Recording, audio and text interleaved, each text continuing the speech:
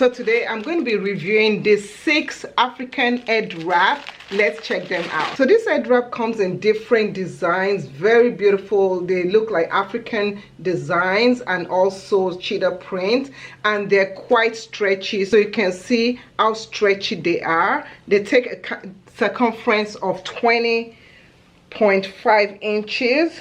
So when you put it on your head, you really don't have to tie anything. You don't have to do any tying. It fits perfectly on my head. I don't know if my head is medium or small, but it just fits perfectly all over. You can see how well it fits very nicely. It's quite comfortable, and the material on the clothing is a cotton polyester, so you can wear a silk bonnet underneath or just wear it like this if your hair is quite moisturized. So there are different ways you could style it. You could style it in the front like this, covering a little bit of your forehead. Let me show you how to style it on the side.